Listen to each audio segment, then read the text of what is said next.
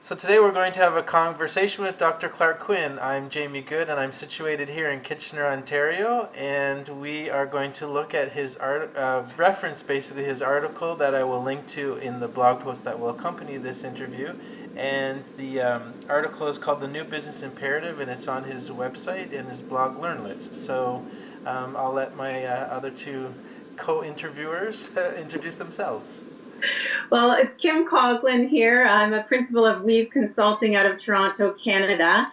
And I've been in the learning and development field for about 17 years now, working with clients from either executive coaching or strategic development or training in learning and development. And I'm so excited to have this conversation because I think the horizon of the world and especially learning and development under the changes are it's fascinating to watch and be a part of.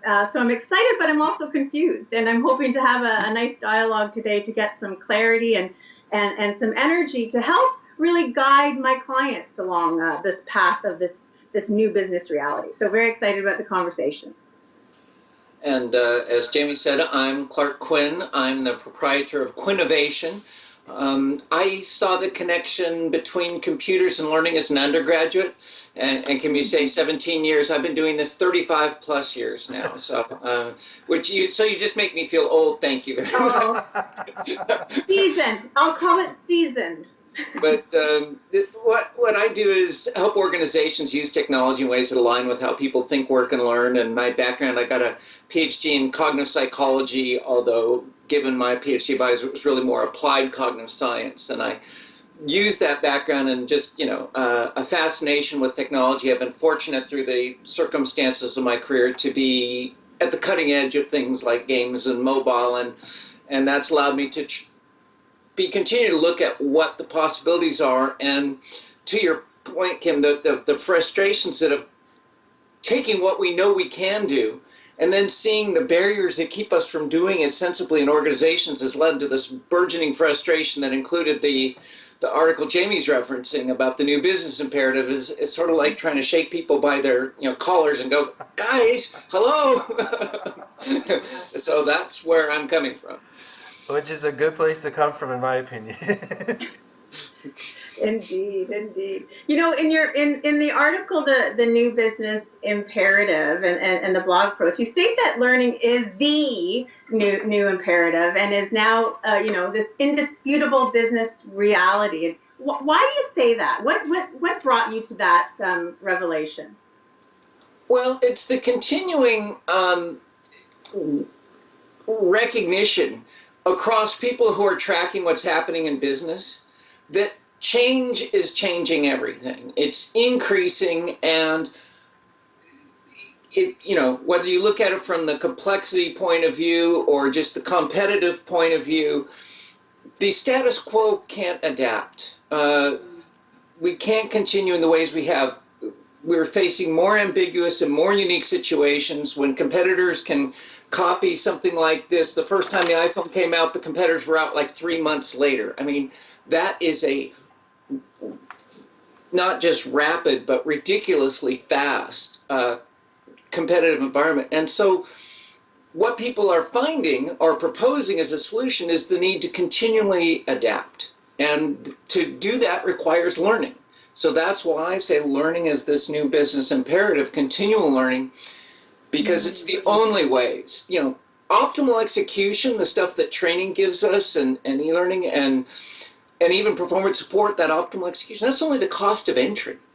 And continual innovation will be the only sustainable differentiator. And to me, innovation is a form of learning. When you're doing research, when you're doing innovation, you're doing new product design, you don't know the answers when you start. When you're doing problem solving and troubleshooting. So that's a form of learning too. So that's where I'm coming from. Excellent. I love that. I love that you said the status quo can't adapt. That's perfect. I totally agree. It scares people, but I totally agree. Well, I think that more and more people are agreeing, because more and more people, even in the classroom when I'm actually training, it's time is such a currency right now. There's not enough time in the day because of, as you were saying, Dr. Quinn, all that change, all that rapid development inside of organizations means everyone's work has just sped up. And it's trying, people I think have a desire just to keep ahead of the workload. And what you're suggesting is you have to really learn to innovate yourself, if I'm hearing you correctly, and constantly learn, constantly adapt, constantly bring in new tools, new resources to keep you fluid enough to be above water. Is that what I'm hearing? Yes, and so Okay. things are moving faster, but they are no longer fitting as cleanly into the situations we expect, plan, and prepare for. So there's greater variety, more ambiguity, new circumstances. And so not only do you just need to perform faster, but you have to perform more diverse ways. And what we know now is following rote procedures isn't that. What you need are good models that you can, frameworks that give you a basis upon which to adapt, and then skill in doing that. And you're absolutely right, Kim, that you have to start taking responsibility. But expecting people to be good learners isn't a fair bet. It's a sad state of affairs, but our schools are not doing a good job of teaching us learning to learn skills. And well, I could go into a whole diatribe about that, but that's not really the focus here. The point is, we shouldn't assume good learning skills, and we can develop them, and it may be arguably the best investment we can make. Thank you. You also stated in your article that the new form of learning that's needed cannot be given through training, rooms, and e-learning courses. So when I first read that, I agree, but it also sounds like it's a threat to many people whose careers are working in learning and development. So Kim and I have previously alluded to the fact that many professionals today are like, you know, that old analogy of frogs in a pot of water, and it's starting to kind of heat up, and then it becomes too late. So we are looking at digital transformation and how it will impact their careers. So how must learning and development people change and innovate to remain relevant to make sure that they get out of that pot of water before it comes to a boiling point? And you know, I sometimes take strong statements, and sometimes I take too strong statements. So not all of it, you know, training rooms and e-learning are not going to be anywhere near sufficient. There's still a role for them. I don't want that to be mistaken. They are about performing, but we can be developing these mental learning skills, these learning to learn skills on top of training and development activities.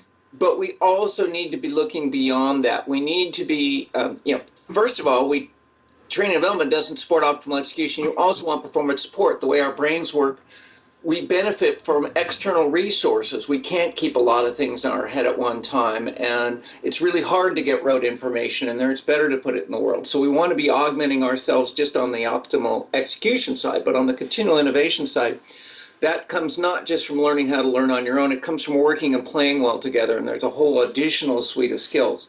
So, but to your point about how does L&D change, they have to start looking at their own behavior and see how they learn and recognize that most of what they do they didn't learn in courses, and start going, okay, let's start looking at the bigger picture of how we help the organization. I think the most potentially the greatest potential point of leverage is for them to start measuring the impact of what they're doing. Too often what they're measuring is their efficiency. How much does it cost per hour of seat time, without any evaluation whether that hour of seat time is actually impacting the business. So they've got to stop taking orders for courses and start evaluating their impact and realizing we're not doing sufficient. So you can look at it from a sort of conceptual perspective of bottom up, are we really impacting? And either way, you're going to recognize that there's a lot more that they could be doing and a lot more they should be doing. I have a fairly simple statement that what L&D isn't doing near what it could and should. What it is doing, it's doing badly. Other than that, we're good. But it's true. You know, another initiative I've done besides the book on the learning and development revolution is the series e-learning manifesto, which I did with Will Thalheimer, Julie Dirksen, and Michael Allen. And that's just about how the e-learning we're doing badly. And then there's this whole other raft of stuff that we should be taking responsibility for, because much as I think IT plays a critical role, I don't want them really being the people to try and facilitate people working and playing well together, because they're people who've learned to deal with arbitrary syntaxes, unlike normal people. So it's what they need to do is recognize this, but then also be willing to go through the necessary changes. They have to start talking to their business partners and start asking for metrics that we're going to impact. They have to start looking at the broader picture of organizational success and recognizing the richer suite of things. That makes a lot of sense. It does. It's not easy though. So I'm trying to get this nugget. It's not easy, right? I deal with clients every day, from the executive suite to the learning and development team, and there seems to be a disconnect between the two almost in most of my client relationships that I'm trying to fuse, trying to hone together, trying to leverage, and then therefore, bringing up the level of the impact, as you say. But are there any, key actions that we can say, these are the tenets that learning professionals should adhere to, right? When dealing with this new business reality, like, let's get out of the gate. What pragmatic key actions can we guide them towards, other than going out and being responsible for understanding the business and understanding the impact of what they're doing? There's a couple of things. So I want to first address the point you said that it's difficult, and it is, and nobody's arguing that it isn't. But I think it's critical because it's happening anyways. Organizations are putting in social networks, and it's not being supported, or it's largely independent of the Learning and Development Network, and sometimes they're failing miserably. The way you find you don't have a sharing culture is you put in a social network and find nobody comes in and plays. There's other barriers, so it is difficult, but also groups are creating their own resources and putting them up on portals and sharing it, and L&D is going to be. And, people are avoiding courses because they're horrible and ineffective, and so only the compliance, and they play games to get around that. They just wait 15 seconds, do something else, click the next button, wait, because you got it timed right, so you have to look at it. It's just, so it's hard, but the alternative is extinction. So then what do they do positive? Well, there's a number of things they need to do. First of all, to me, it's critical, it's culture. You don't need culture to make some of these things work, but to really get the optimal, you do. So you have to start saying, is it safe to share? Is it, do we have the skills? Do we really value diversity and the value that complementary viewpoints bring? Are we truly open to new ideas? Pragmatically, social networks, I argue that we need to start, that L&D should go to the network first. If the answer's out there, you don't have to do anything. And once you get to a critical mass in a social network, it becomes self-correcting. That people go, whoa, what if they say the wrong things? Quit trying to own it all. Facilitate it so they don't, but get them, once they start becoming a community, they'll be self-correcting. Performance support should be your second line of defense. It's, even though, it's not if you build it, it is good, just with learning. As with learning, you need to trial it and evaluate it, read its Togowanda's the checklist manifesto. But start taking responsibility for performance support resources. When somebody says there's a problem, do performance consulting. Say, is it a learning problem, or is it a knowledge in the world problem? Is there a motivation problem? Maybe we need to change the incentives. There's lots of ways people can go wrong. So you need to start being a bit more rigorous about it, going in and finding out what the real problem is and designing a solution appropriately. And finally, when you do learning, when you decide it has to be in the head, we need them to have these models to be flexible, to adapt. We need them to be able to make decisions better, then do it right. I think we got our ratios wrong. We have about 80% content and 20% practice. That's backwards. If you want people to be able to do anything differently. But there's each of these threads. And so I have a diagram in the back of the book that, and I've probably shown up on my blog one time, but for each area, what is a principle to guide you in the area of culture and infrastructure and formal learning and performance support and social learning and your strategy? What is a principle, and what should be your overall approach? And each of these breaks down into a lot more areas. Mm. But you can't just sort of go in a monolithic thing. You've got to start looking at a panoply of things and start incrementing on each of those. You've got to assess where you are, then you're getting strategic. Yeah.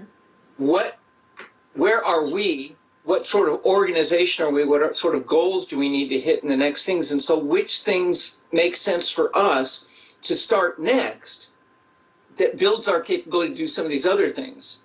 And it gets, and it's all that smart stuff that says get a small win that leads to a big success, a small effort that leads to a big success that we can use to get credibility to move forward. Converging constraints will help you determine what the best path for your organization is going forward. No, thank you. And it sounds like regardless, as the organizations are dealing with more complexity, the learning and development function, as you've described it, should start to embrace this complexity and what we have and leverage it, as you said, on these different pathways. Once you understand the issue. But I love the point, quit trying to own it all. I think that is it's on the one hand, you got to deal with a lot of complexity and navigate that in L&D, but quit trying to own it all and leverage what's there. So thank you for that tip. And start using social media within your own group. It's sort of like the lottery. You got to be in it to win it. You need to be using social media to really get the power of what can happen there. Yeah. And, when you look at the research, I don't know about Canadian side of training development, but the American Talent and Development Organization has this report. One of the things they found is that the L&D group was, less than 25% of them or something, 25-30% were actually using social media. Oh. Yeah. We've got to be at the cutting edge of the technologies to understand what makes sense and how to bring it into the organization. Well, Dr. Quinn, I'm one of those percentages because I've actually hired Jamie as my digital fluency coach. So he's helping me out there. So I am a neophyte learning, but excited. Well, good on you for getting onto it. That's the important thing is take those first steps. Get your mind around it. Yeah, that's what I've told her too. And I think people feel maybe threatened. Like how you were saying at the beginning in terms of your suggestions or steps. I always wonder as instructional designers if you want to teach someone something but it already exists out there on Twitter or LinkedIn or someone's already blogged about it, it feels like to me that people are trying to reinvent the wheel too much. But then if I say that, then an instructional designer will go, well, then you're going to put me out of a job.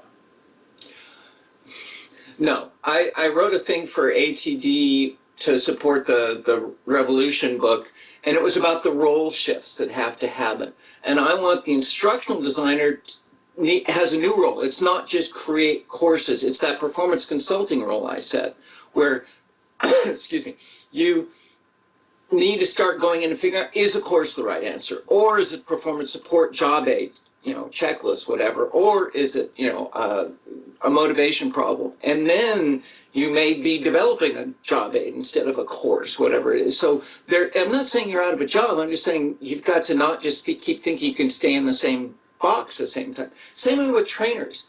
Somebody has to take responsibility for watching the network and facilitating the interaction and facilitating the learning. Learning moves from the classroom to become all the time. As Harold Jarkey says, work is learning and learning is the work, your fellow Canadian there. And it's true.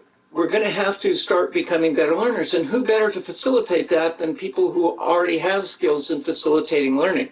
Yeah, granted, too many of them were subject matter experts that suddenly became trainers because they were, good at it. But that doesn't mean they know formally, but you can't sit on your laurels. You're going to have to continually adapt and invest. And so I'm not putting people out of a job. I'm changing their jobs. They can choose to be put out of them, but nobody should, in this day and age, should expect that their job isn't going to change. Yeah. Indeed. Very true.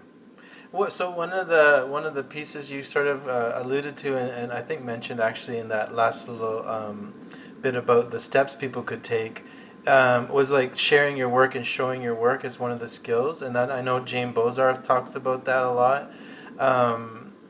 And I think people are really nervous about that. So do you have maybe suggestions or like I don't know if I say tips, but I totally agree with the showing your work. Like this is sort of what Kim and I are doing right now. We're sort of sharing this out with the public while we're trying to figure it out ourselves.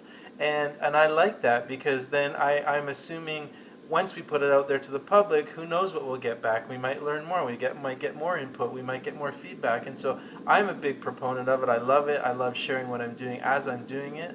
But I think a lot of people feel afraid. And then when you go to, let's say, a major bank like Scotiabank or RBC, where these people are afraid to let out those secrets of their company, I think that holds people back. So do you have, when people sort of say to you, I can't show my work, or I'm not allowed to, or I don't know how, what maybe is your answer to these people?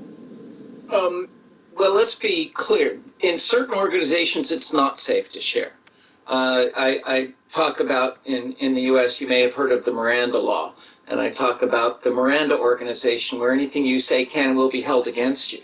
It's not safe to share if that's the situation. It has to be safe, and that's part of creating the, I've talked already about culture several times. That's part of a culture. The elements are diversity of, not just tolerating diversity, but valuing it, being open to new ideas, time for reflection, but it's got to be psychological safety to share.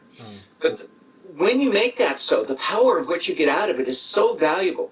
I've been blogging since 2006, and the reason I do it isn't, it's thinking out loud, and I get feedback from it. Yeah, I get some, reputation.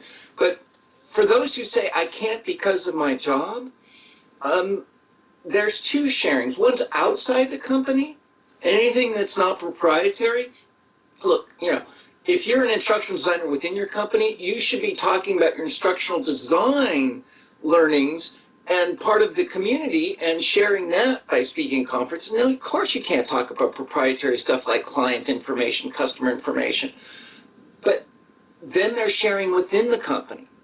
And even showing your work within is so valuable because you're gonna, people are gonna know what you're working on, and they're gonna be able to help you if you need help, or they're gonna be able to guide you if you're off track. And then when you see their work similarly, and together, and one of the myths is that the individual innovator goes away and comes back and brings this whole-fledged solution, and that's been busted. You can read Stephen Berlin Johnson's Where Good Ideas Come From, or Keith Sawyer's Group Genius. It's busted. The continual innovation comes from creative friction, people interacting together in productive ways, and that's where the facilitation comes from.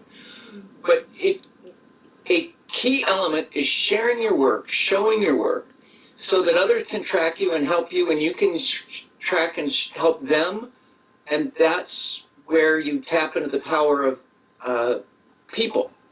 And there's the expression, the room is smarter than the smartest person in the room, and that's true if you manage the process right.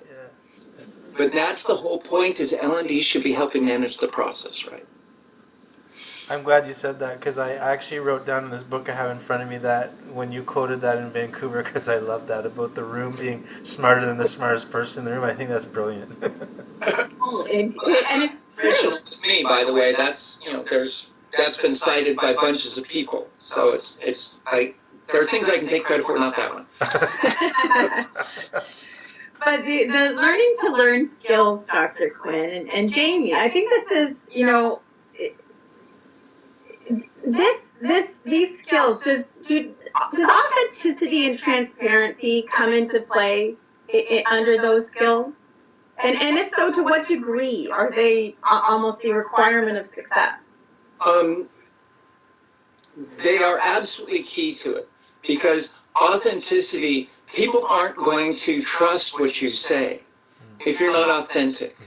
And so this has been shown in the work of B.J. Fogg, about websites, captology, about what makes people trust, technology, and it comes to being authentic as one of it. Integrity, and you have to, so I said I'm not responsible for saying the room is smarter than the smartest person in the room, because that's not original. I have to give credit where credit is due.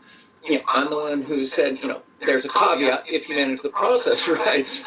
But the only way you're going to tap into the best ability to continually innovate by people interacting together is when you make it safe and you have people who are speaking with authenticity and integrity, because then you get this willingness to help one another.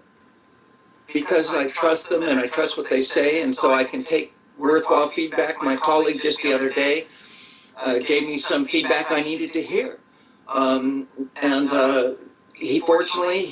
We had a trust enough in our relationship, he could say that to me, and I've been able to say things to him about things that he's had to fix, and that's critical, and that gets to the next level. So my colleague Jake Cross and I, a number of years ago, were talking about the Meta Learning Lab. We believe this learning to learn skills may be the best investment organizations can try. Now, we were trying to push this around 2004, 2005. It just wasn't the right climate. But we're both, in a sense, coming back to that. And fortunately, that the environment is what you were talking about earlier, there's this recognition that this change is happening and people are beginning to look for answers. And meta learning is one of those things that we no longer should take for granted. And not explicitly addressed, because we can.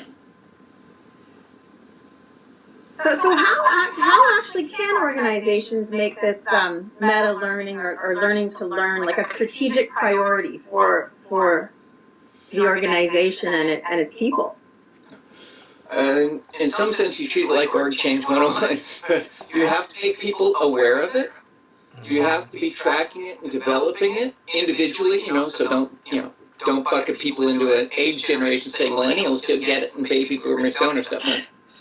Not a form of age discrimination. But instead look at individuals and see who asks for questions in ways that nobody wants to help them, who offers help in ways that nobody wants to listen to what they have to say. Who knows how to do a good search? Who knows, flip it around. Support good search. One of the worst things we do, we have portals everywhere that are disconnected and things are organized by silo instead of by people's needs. You go into organizations, you got silos, I got hundreds of them. No wonder nobody can find anything. So, but you need to be explicit about what the skills are, you got to value them, you got to reward them. All the things that support people making change have to be there. And explicit coaching, rewards. But I think that an organization and leaders need to not only support it, they need to walk the walk. They need to show their work. They need to show how they're learning and get feedback too. Because there's a lovely diagram that well, it's not a lovely diagram, I created it, but what's lovely about it is it's capturing some lovely work by Garvin Edmondson and Gino about the learning organization, about the elements, and I've been referring to it again and again when I talk about those four things, diversity and openness and safety, when I talk about being concrete, and leadership needing to value it. These are all the elements of a learning organization. And one other thing is continual experimentation. You need to have your Trojan mice trying another little thing and seeing if it works or not. And it becomes an attitude of experimenting. It's safe to fail. Nobody's going to lose their job for making a new mistake that they had a good reason to believe was a smart move at the time. No making the same mistake. But if you don't share and show your work, how is anybody going to know when a mistake was made? There's a lovely little story a company told at a conference I was at. They ring a bell. Not when the mistake was made, but when the lessons learned. Isn't that fabulous? I mean, because, okay, we've learned this. Yeah, we lost on the basis of it, but nobody else has to make that mistake. We know better now. Yeah, that's right. We've gained knowledge. Now it's embedded in us. Yeah. It's okay to lose if you don't lose the lesson. That's another parable somebody's come up with. I was thinking when you were just mentioning what you're just talking about there is, I think hierarchy would be part of this conversation, and maybe the towards the solution is, I think when you have like such a strict hierarchy in a company, then that person at the top is not going to want to show their work, because then they are going to look vulnerable, and then like a certain manager or supervisor won't do it either because they don't want to look vulnerable either. And I think that part of the conversation includes this this looking at hierarchy in a different way. I'm not saying necessarily you need to be like Zappos where you take away hierarchy completely and everyone's on an even plane, but if you do want to have these certain levels in your organization, at least this conversation about vulnerability and allowing people to see that you do make a mistake once in a while and that everybody learns from it, like you're just saying. I think that's something that I've been seeing lately is where the conversation about hierarchy has been more and more common on, for example, Twitter and LinkedIn. Well, indeed, and the moves to these culture also are going to, really do shift because you're doing what Dan Pink talked about in his book Drive. We're giving people meaningful work, and then we're empowering them and supporting them. And Harold Jarkia has a nice diagram where management's underneath. The work's being done, and they're scaffolding and facilitating it instead of on top talking about it. Another Canadian, John Husband, has talked about the move from hierarchy to wirarchy, where we're moving to networks. Dan Pontefract, Dave Gray wrote a book called The Connected Company about how we're moving to more modular organizations, and we are breaking down the hierarchy, and we're moving from management to leadership.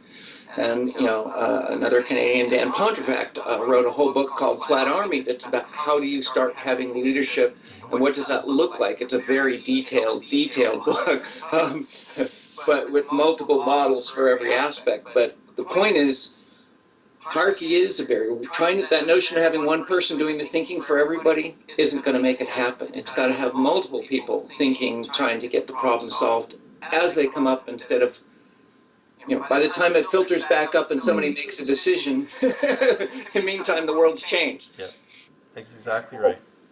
Well, it's interesting. So some insight, if I may share, that's sort of the blinding glimpse of the obvious, Dr. Quinn and Jamie. But, I see, learning is this new business reality, but I see the L&D team now more clearly suited to really help navigate, organizations and the C-suite, like the executive suite, to competitive differentiation through this meta learning, through this ability to learn and continually allowing that maybe an evolution of a culture, a shifting of a culture towards this to unlock some potential. I think that's really cool. And that, to me, is the opportunity L&D has to become a true strategic contributor. Instead of this cost center that everybody knows, well, we have to do it, and we have, it's basically faith-based learning. Well, they're running courses, and that looks like school, and we all went through school, so it must be learning, instead of, actually measuring what they're doing. But yes, if you can become that facilitator of the optimal thinking work that's benefiting the organization, you're as critical as IT, so they're the pipes and you're the valves or whatever, but that's the way L&D, in my mind, I have this optimistic view that L&D could and should be critical to the success of an organization because they are ensuring that the optimal workflows are happening and the best ideas are coming out. And so absolutely, Kim, that's the dream and the opportunity on the table that I'm trying to slap people upside the head and go, quit doing what you're doing and wake up.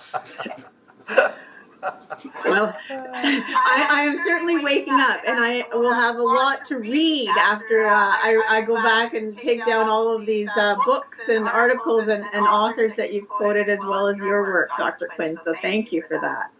Great. I am learning. There you go. I love it.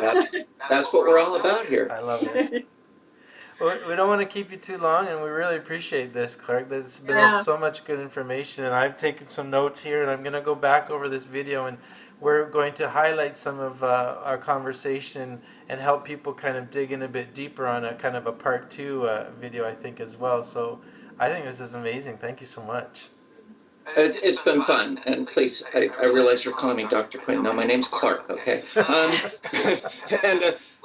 As you can tell, I'm passionate about this. I believe that this is opportunity, and it's just killing me to watch L&D shoot itself in the foot continuously. Can we break this cycle? Yeah. So appreciate another opportunity to try and help raise the industry, and so thanks for the conversation. I look forward to seeing how this manifests. Awesome. Thank you for sharing your work. Thanks so much. Thank you.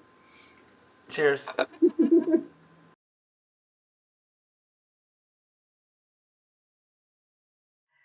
So Jamie, it's been a few days, right, since we talked to Clark Quinn. Let's unpack it.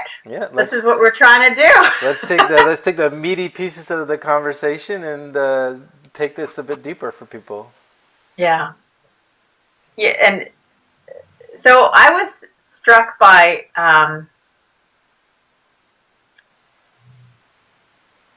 what he talked about authenticity. So that's close to my heart, right? And you know, we talked about the importance of it, and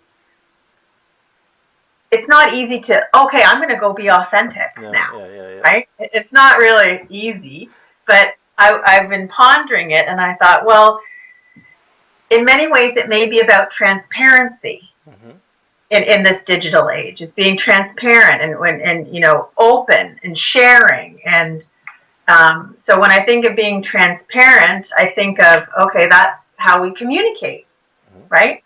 To be transparent, and yet there's whole things about communication that just get muddled. But in my experience and learning about you know, some self-awareness techniques, etc., I've really come to land on this tip, and it's helped me, and it's helped some of my clients, and even my husband. And it's to state your intent. Oh, yes, yes.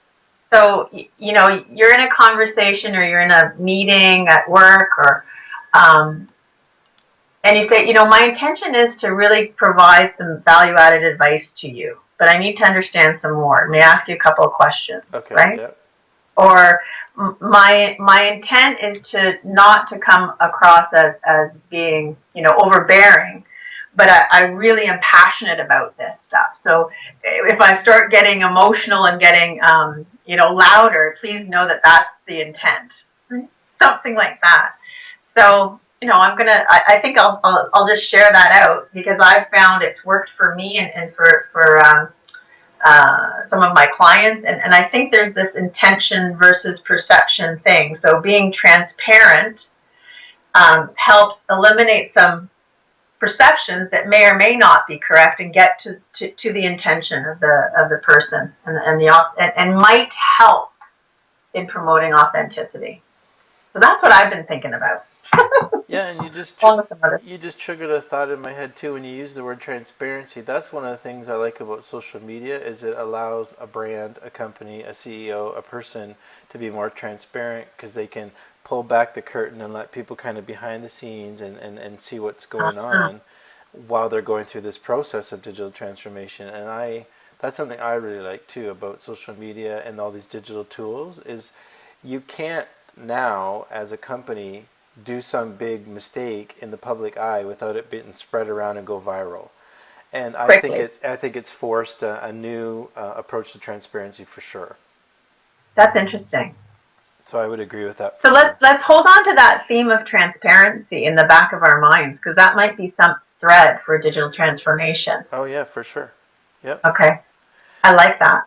And you know, the social media thing. What were your thoughts on that? Because I have some ideas in terms of, you know, a tip. Because So what's your tip? Well, I was listening to Clark, and he says, "Well, just do it, right? Just go on your internal, you know, social network and share some of your learning." And I'm like, "Well, that's pretty simple and pretty brilliant." But it's that idea of going first, right? And just saying, "Hey, I learned this. You did it once to me. You helped me with an Excel tip." Oh yeah. As I recall, yeah. right? So, you know, here's what I learned today and just sharing it out to the organization. I remember that actually. Yeah, it helped me a lot, actually. It was a small tip, but it's continued to be a time saver for me. Yeah. So, you know, that could be, that's what I thought. I thought, okay, there's something pragmatic we can all start to doing just to chip away at this digital transformation and how to really apply it. So it's like, share something through your internal social network in your company, or even out in the world. Yeah. And it doesn't have to be huge. That's the thing. One thing that maybe stops people is they're like, well, I didn't learn anything big today. But it doesn't have to be big. Like, So if you learned 5 new keyboard shortcuts this week and then you printed them on this and pasted them to the side of your monitor so that you're getting more efficient with, let's say, Outlook or PowerPoint or whatever, then you make a copy of that little paper that you printed out for your people in your cubicle farm around you, then all of you become a little bit more efficient that week from just those little keyboard shortcuts. And it feels, I think, to people like, oh, I just learned a keyboard shortcut today, but when 50 people do that, that's a lot more efficiency across a company. Yeah, exactly. And the more familiar you are with things like that, the more familiar you can be with more digital tools and more digital, things, I think is one of the things that I think is what I'm seeing with you. So for example, the more that you've been dealing with, like, for example, Skype with me and just figuring out how it works and some of the things around it and the email back and forth and a calendar and sharing things with each other, I think is making you a little bit more familiar with just being online. And so Twitter is not as scary as it used to be for you, for example. And that's exactly. you are like, I heard you say, oh, I'm looking for the place where I can log out, because based on using other stuff, that there's a place where you can log out. And so that's not like a massive maybe learning in some people's eyes, but it makes a difference. And you, after a certain amount of time, become so much more comfortable that if in the digital disruption that happens in a company, it becomes a little crazy, the more people who are a little more comfortable with even these little things, the less threatening it is, I think, as a whole. And then you can go a little bit even further with the digital transformation in your company. Yeah, so that's interesting. So just start small. Yeah, we just jumped into this. We were like, okay, I saw Clark had written something on LinkedIn. It was related to what we were talking about, and I'm like, let's just do it. And if it's not perfect, it's the content. I think that's more important. So, we don't have green screens behind us right now that are showing like New York City to kind of make it look like studio quality, but our words and our depth of what we learned and taking it for, the conversation that it was and then pulling it out a little bit more, the pieces, I think is what matters. Yeah. And I think a lot of people stop first before even starting because they're like, well, I don't have a video equipment and I don't have an editor and I don't, well, who cares? But I think there's a nugget of fear, at least for me, right? There's a nugget of fear that that I don't know what I'm doing, but I'm gonna, I'm gonna try it out. And basically, what I did, I said I have to be okay to like fail and, not be as confident as I'd like to perceive myself to be, right? So I think it's just going out there and trying it. Yeah, I agree. And I think in the trying it is part of the transparency where we're letting people know we're not pros at this. We haven't been doing this for years. This is new for us. And just being transparent. And what we're doing is we're showing our work and we're learning and sharing the learning. So I think we're modeling what we're recommending to people, which is great. Excuse me. So how does this relate to learning and development then? So, because in a way, I think that's what they should be doing. Yeah, so that's the thing that I sometimes think that some facilitators, instructional designers, whoever's in L&D, what I find sometimes is people want to hold stuff close to their chest. Yeah. I think some people feel a bit threatened because things are going digital. There is artificial intelligence that I believe is going to be taking people's jobs away from them. And I just, before we got on, I saw an article about Harvard that they have totally changed the game in terms of online education. So these people are moving very quickly ahead. And so I think some people feel threatened and they're like, well, if I share and if I created this program and I share it, someone might steal it and then I'll be out of a job and then what am I going to do, and et cetera, et cetera, et cetera.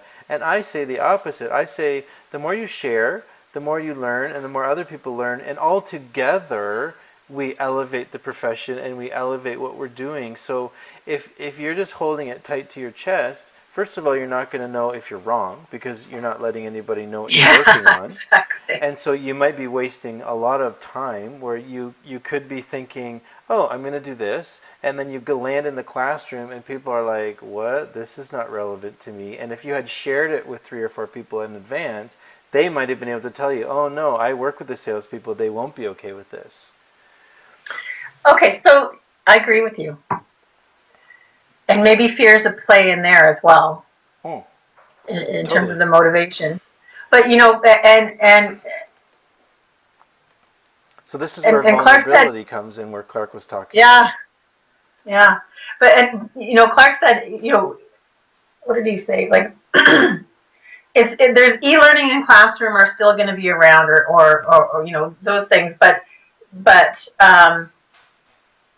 it's layering on some of these things. Yeah. So, and maybe that's where L&D as a profession, keep tethered to, what you know and what you feel comfortable with and what is a reality for you, and just branch out a little bit and maybe do a couple of reminders or tips on Twitter or Instagram or whatever, or an internal social media type to layer on and start getting comfortable that way. Yeah, I agree.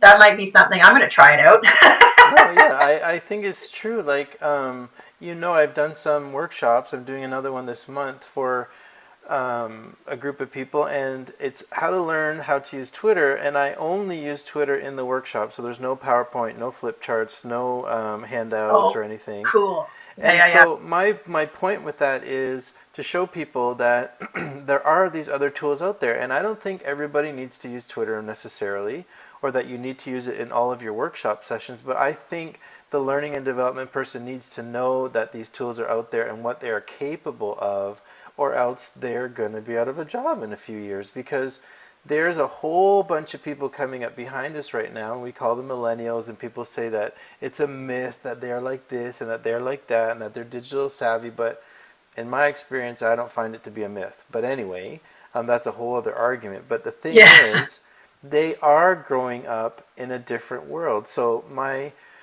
friend who's a high school teacher has said that now the 16, 17, 18-year-olds are, the group of kids now are ones that have grown up with the internet from the time they were born. And that's the first group of students that they've had like that. And so they are growing up with a different kind of approach to things. They watch TV with a tablet in their hand, and they talk to their friends in the restaurant with their phone in their hand. And maybe not all of them do it, and maybe not all of them are really, digitally savvy. But just, I think that atmosphere that surrounds them, I think, is going to demand a different way of, like you said, layering on something else or layering on another tool. Because I don't know, I think flip charts are a great tool. I think PowerPoint can be an amazing tool. I actually really love PowerPoint. But if you think about that, that's the only thing you're going to do, and that you're not going to add in something else, or you're not going to think, how could I use Twitter for performance support? How could I use Snapchat for performance support? It's all possible. And what I get frustrated by is when I do a workshop and there's L&D people in the room who are supposed to be champions of learning and development, who in my opinion are supposed to be lifelong learners, and I tell them that I'm going to show them how to use Twitter, and they look at me and they're like, man, I don't think I'll ever use it in my company. I don't think it's necessary, so I didn't bring my laptop tonight. And I look at them and I'm like, what the hell?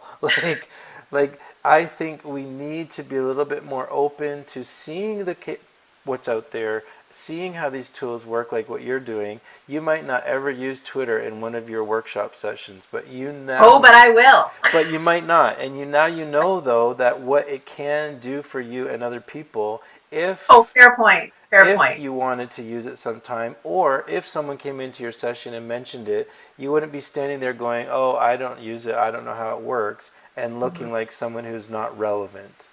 Right. I think that's interesting. What drives me crazy is that every time I go to like a learning development conference or symposium or event or something, I hear, for the past 5-6 years since I got into this, I hear the same thing all the time. Oh, our training budget got cut. Oh, our training budget got cut. Oh, they cut our training budget. Our training team is struggling. We don't have the same budget. I'm like, are you relevant? Well, obviously they're not, Are you right? proving to the people that make these decisions and write the checks that you're relevant? And if you're But this is not, this is where I think you can. There's a whole. Clark was talking about the whole organization and getting, learning and development can be a lever for strategic, as I saw it, as I learned, competitive advantage, and that's a higher like order type of thinking and strategy that would go to that. But even just getting to the individual, just the learning and development professional, to your point of relevance, how am I going to be more relevant to when I hear the budgets are being cut, I get scared. Am I going to lose my job? And then this is potentially a way to dive into more relevancy and seeing how you can use, I don't know, Yammer as a tool to embed training, or a different method, a different way to layer on some of the things that you're doing so that it becomes more organic and communal. oh yeah, totally. I totally agree. And one of the things he said was that we continually adapt and we need to go beyond the status quo, right? Mm-hmm. So I can't imagine as an L&D professional, if you're continually adapting, if you're elevating your profession, if you're going beyond the status quo, why would you ever worry about losing your job? Right? You will always be relevant if you're continually adapting. And he said right at the beginning of our conversation, or at some point in the beginning, change is changing everything. Yeah, and I that was right at the beginning. totally agree. It's touching every single industry that exists. Every single job that exists, I think, is going to be affected by this. Well, that's the nature of the digital transformation, right? Yeah. And no so other time if in you history. see this, and if you know that that is the truth, but you're not continually changing and learning, so why do you think you're going to have a job in 5 years? I don't understand this. Yeah. And L&D for me is the only industry and the only profession in amidst all of this digital transformation that can be relevant and still be something that people look towards through all of this. Because you think about it, robots going to take these jobs away, and the robot's going to take these other jobs away.